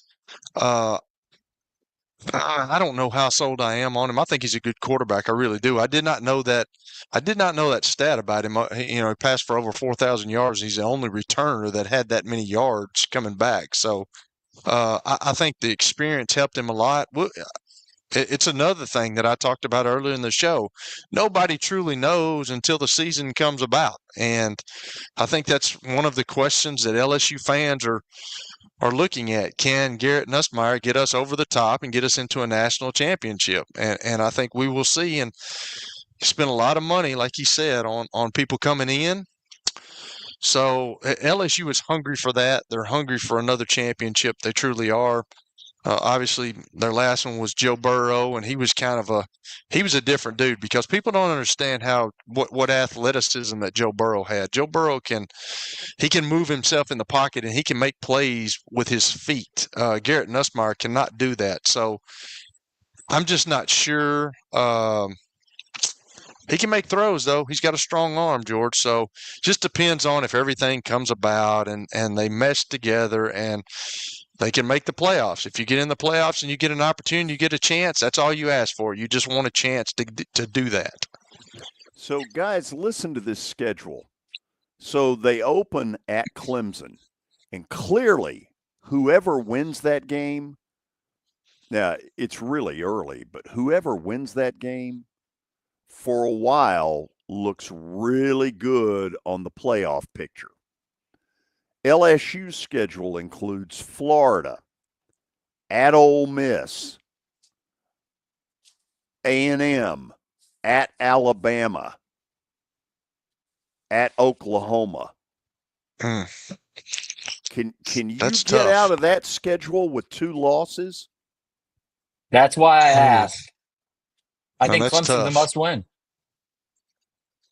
I think you may be Clemson's right there, Billy, because you come I think into the it's- SEC and you have to go to all those places. Even if some of those teams are down, you have to play at their place. No, hold on. That's tough. They were not all at. Yeah, not. Okay, let me go through this again. At Clemson. Yep. Florida at home. At Ole Miss. Home Yep. against South Carolina. Home against A&M. At Bama. At Oklahoma. Can you That's some get big out ats. of can you get out of that gauntlet with 2 losses? That's gonna be tough. I think That's so. why I think Clemson's a must-win for Brian Kelly. Just for Brian Kelly and the fan psyche. You lose that game to Clemson, yeah, you'll probably beat Louisiana Tech, and you may even beat Florida at home, but you got at Ole Miss, you got at Alabama, you've got at Oklahoma. I mean, you got 3 losses. You don't want to be on the bubble of the playoff this year. This is a playoff season for LSU. Does Brian Kelly, George and Billy, does Brian Kelly fit down there? Like, you look at the coaches that they've had Les Miles, they obviously had Nick Saban. Now, he came from Michigan State. He's a northern guy, but he kind of fit. Like Ed Ogeron, he fit. Like, does Brian Kelly fit Baton Rouge? You know what I'm saying? Well, remember when he got the job and he tried to talk all Southern? Oh, I do. Yeah, Yes. that did not go over real well. No. You know, he fits if he wins. Yeah, I guess so. But it just doesn't seem like the right fit to me. I don't know. It just like when you think about Brian Kelly, you don't think about him being at LSU. You know what I'm saying? Like I've never really, I don't know what I feel about that, but like, yeah, if he wins, yeah, he fits in perfect. But just for his personality and the way he is, it just doesn't seem like a true fit to me. He had the Last best thing I- tie of anybody today. That was a good time. Last thing I'll say on Brian Kelly and LSU, he left Notre Dame because he said he could win a national title at LSU. He hasn't made the playoff. Notre Dame was in the national title last year. Yeah. So I think in 1 year, Brian Kelly's been proven wrong. Now, he could make a run this year. That's on the table, but wanted to throw that out there. That's Okay, true. After the break, we're going to open up the phone lines. We'll have one fairly lengthy segment for you all to get in some thoughts on day one of the SEC football media days. Phone lines are open at 615-553-0933. Again, 615-553-0933. How else can they reach us? Chat room is open, Twitter, Facebook, YouTube. We've had a few so far. Need a few more to roll in here. Frank said he's in Atlanta for the Derby tonight. He'll be at the All-Star game. So get maybe somebody else is in Atlanta reporting live. So get your chats in to the chat room, YouTube, Twitter, Facebook. Okay, your phone calls after the break on 94.9 The Fan. When I got my first car, my dad told me, keep the gas tank full and my number on speed dial. Now parents are telling their kids, save 615-242-9000 just in case. I'm Blair Durham. If you or someone you love is in a wreck, call us. We're here to get you the money you deserve.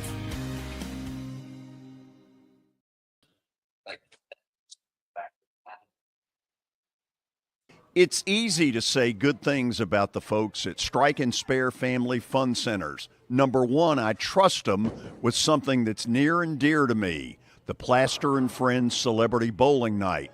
But more importantly, I see the fun people have. They enjoy the bowling, they enjoy the camaraderie, and you will too. Come by any of their locations and get ready to have some fun. Oh, yeah. Nashville Sounds Baseball is back in Hit City for the 2025 season. Create a summer of memories at the ballpark with weekly giveaways, fireworks shows, and more. Tickets are on sale now. People want to define teams by singular performances. Sports. Did he not go back into the game after that interception? Let's get this turned around. And we're all saying, no, they don't. Here. You thought you were on your way. Your sports live here. Yeah, it's going up. ESPN 94.9. Nashville Sports Network. It's the George Plaster Show. Your sports live here on 94.9 The Fan.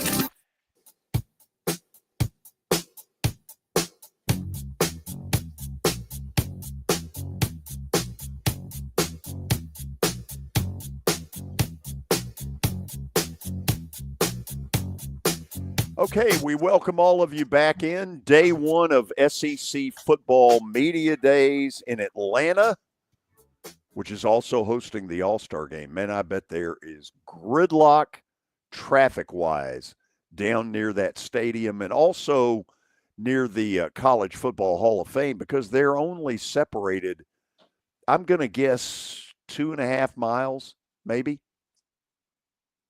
Yeah, although 2.5 miles, more like 30 minutes now. Oh, yeah. Yeah, that's not a hop, skip, and a jump. Let's go Clay to lead off. Clay, you're on 94.9. Welcome. Hey, guys. How y'all doing? Good. Hope you are. Kelly, did you play golf today? I did not. Tomorrow, big dog. You coming? We need to play sometime there. First of all, okay. Are you a golfer there, Clay? You need to be careful because his brother was a scholarship golfer at Wake Forest. Oh, is that right? That don't have Yes, anything to do with Clay, though. No, but I mean, you would hope that there'd be some family, bloodlines there. You would hope, but it's still, he didn't play. Well, You know let's what I'm find saying? out. Clay, are you any good? I could play back in the day, George, yes. Everybody says that, Clay. Everybody could play back in the day. Okay. Is Billy's on, isn't he? He is.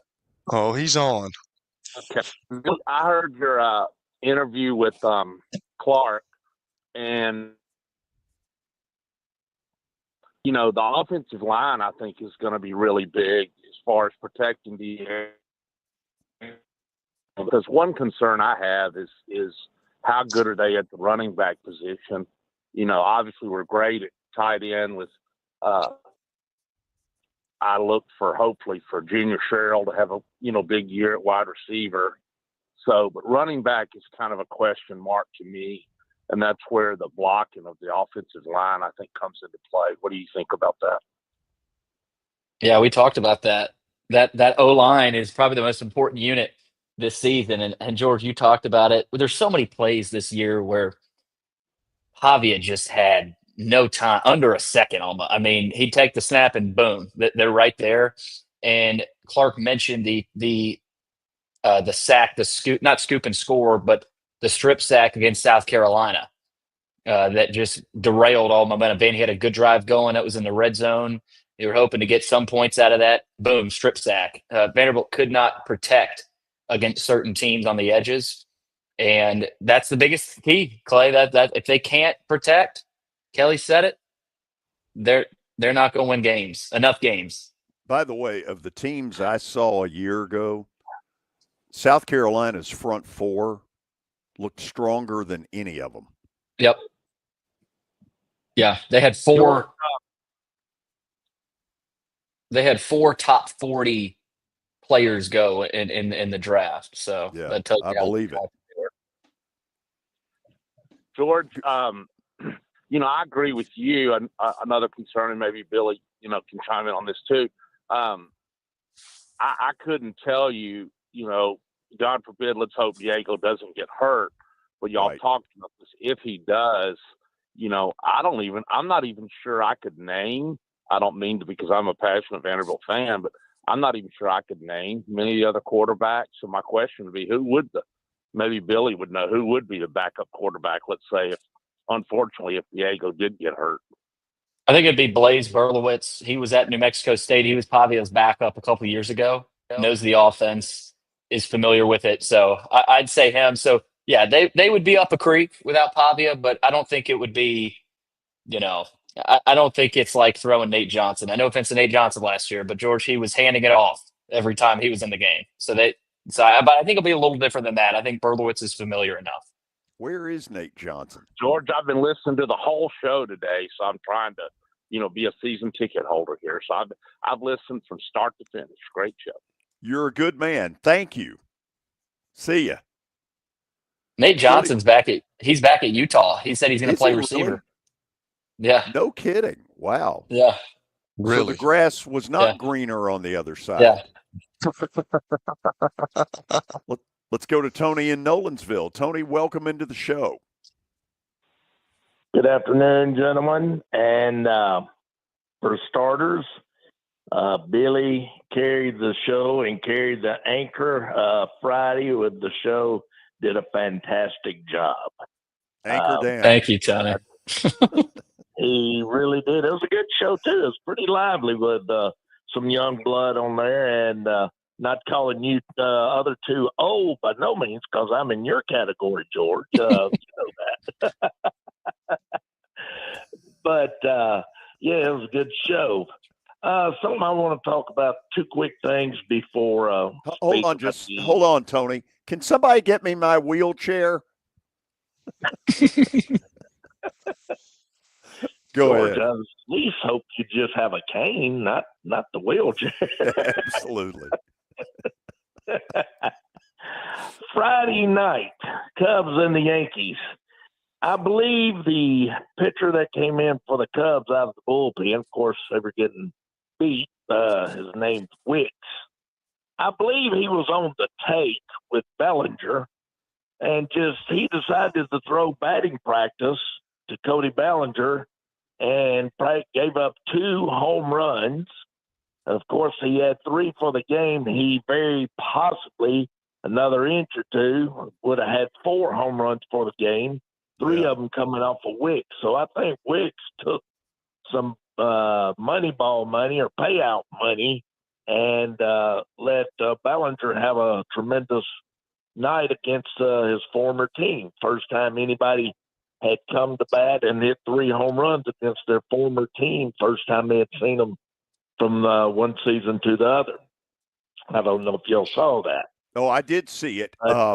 Bellinger kind of quietly is having a decent season. This has been this getting back to New York has been good for him. His father, Clay Bellinger, was a relief pitcher for the Yankees back in the early 80s. I believe I'm right that it was the early 80s. Clay Bellinger. Well, I tell you what, George, that's good information. But, yeah, he's having a pretty good year with them.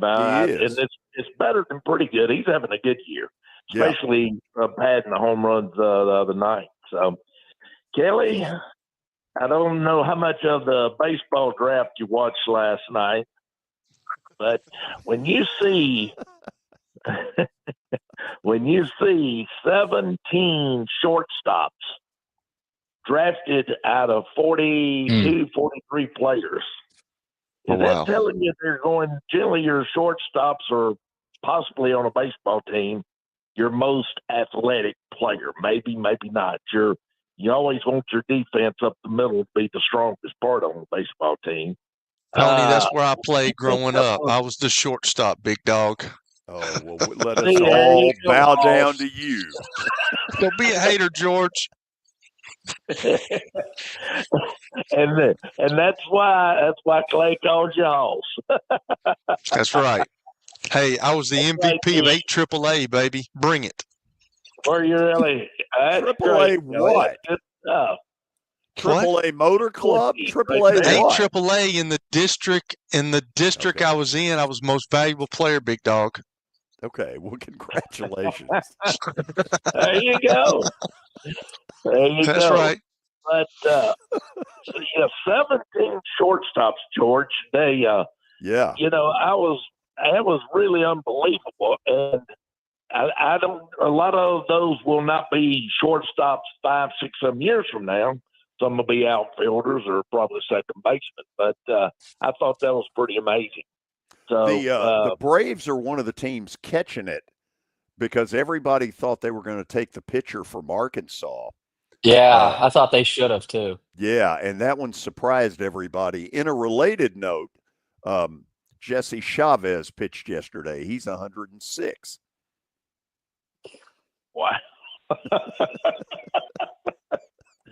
Wow. That's now on the SEC today. Yeah. I did watch it, and Clark Lee, Billy, he did a fantastic job at the podium. Of course, it's always, as Kelly has said before, football talk, coach speak.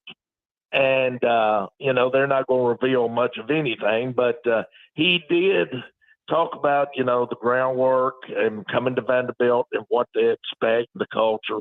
And he did speak in terms that Vanderbilt, as y'all just talked about the quarterback situation, but he did talk about, Vanderbilt is still not just Diego Pavia.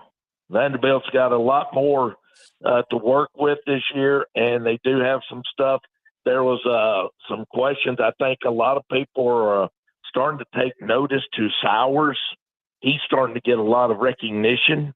And I think that with that being said, we might see a more rounded team a little bit this year.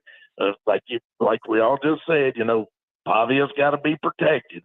But he might have a little bit more weapons to work with this year to come in or not. And with that being said, have y'all heard if the player has there been a ruling yet on the player, the wide receiver that wanted to transfer in? I think his name was Bellamy.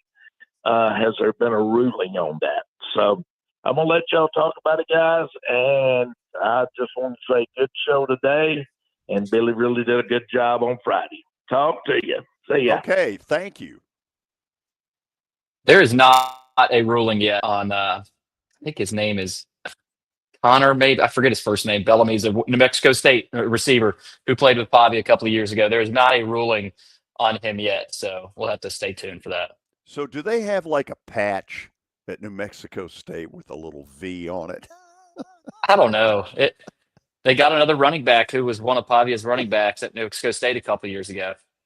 Hey, let me get one more here. Kevin on line 3. Kevin, I got about a minute and a half. Go. Hey, guys. How's it going? Good. Anyway, so my question today is, I'm a Cubs fan, so I'm kind of with all these Cubs making the All-Star game. And I saw this argument kind of brought up. I can't remember if at ESPN, MLB Network, something like that. It's something to do with All-Star game, draft stuff, whatnot. Do you think this whole PCA for MVP thing, I mean, obviously his first 25-25 and like 92 games or something, it's crazy. But do you think he can really, take it from Ohtani, or you think Ohtani will win it again in the NL, or what's y'all's take on that? That's all I have. So okay, I'll let y'all know. Thank you. I think it's possible neither one of them win it. You might have a teammate of PCA win it with the Cubs. You might have any number of people. Ohtani, really for the first time since he's been a Dodger, has had a little bit of a slump period that he appeared to come out of in San Francisco. But it's really the first time since he's been in LA that's really happened to him. He was like, I want to say 3 for 27. I was like, not against the Braves, he isn't. Yeah. It's not a good year. No. Do we need to go to a break? Yes, we do. Kelly. Yes, sir. Stat of the day, plaster bet of the day, has no bet. Really? There are no games. None. 0. We're back after this on 94.9 The Fan. Can't watch the race? We got you. I can't believe it. NASCAR lives on the Game Nashville Sports Network. Whether it's 102.5 The Game, 94.9 The Fan, or Sports Talk 830, you can hear it all. Just check theGameNashville.com for the full schedule. NASCAR lives here. Your sports live here on the Game Nashville Sports Network. Hey guys, Big Joe here from my friends over at Busy Bee. It is July and it is hot. So you need to make sure your HVAC is up and running, and that is why you need to be a member of the Beehive Club. I am a member, and it is the best. The peace of mind Busy Bee gives me that if anything goes wrong, it is taken care of is wonderful, and we need you. Just go to busybeehvac.com, busybeehvac.com. Sign up today and get one free yearly Beehive membership to give to anyone in your neighborhood. That's how great it is. Busy Bee, always there for you. This summer, the Legends of the West invite you to the Buffalo-Ville Center of the West in Cody, Wyoming. 5 museums come alive with timeless Western art, heroic tales, and native cultures. Experience live birds of prey, crackling chuck wagon dinners, and behind-the-scenes adventures. Just 50 miles from Yellowstone's East Gate, our doors open wide to explorers young and old. One ticket grants you 2 days, enough time to let curiosity lead the way. Visit centerofthewest.org. Throughout the country, buried pipelines are indicated by a pipeline right-of-way. A long, wide stretch of grass cleared of trees and marked with signs. If you have a right-of-way near your home, do not plant anything in it or dig in it. Do not install a fence or build your kids a super cool fort without first getting the pipeline operator's approval. For more on pipeline safety, visit pipesafety.org. A message from the Tennessee Gas Association, Tennessee Association of Broadcasters, and this station. It's the George Plaster Show. Your sports live here on 94.9 The Fan.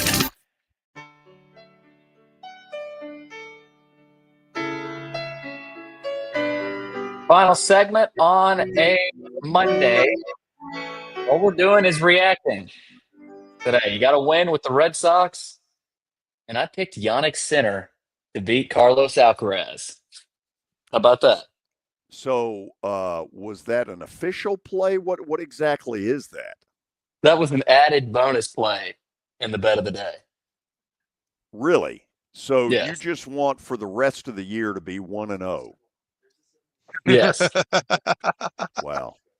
That's Way the to kind take of us thing in. Billy does. Okay, Billy, give me the list of the 8 that are in the home run derby tonight. You got James Wood, O'Neal Cruz, Cal Raleigh, Matt Olson as well. You've also got Byron Buxton, Brent Rooker, Junior Caminero, and Jazz Chisholm. Okay. Here are the top two. O'Neal Cruz and Brian Buxton. Buxton hit for the cycle Friday or Saturday in Minnesota and then followed that up a day later with another homer. He's in Fuego. So that's what we got, Kelly. Go. See all of you tomorrow for day 2 of SEC Football Media Days from Hotlanta, GA. Good job, Billy. Thanks, Kel.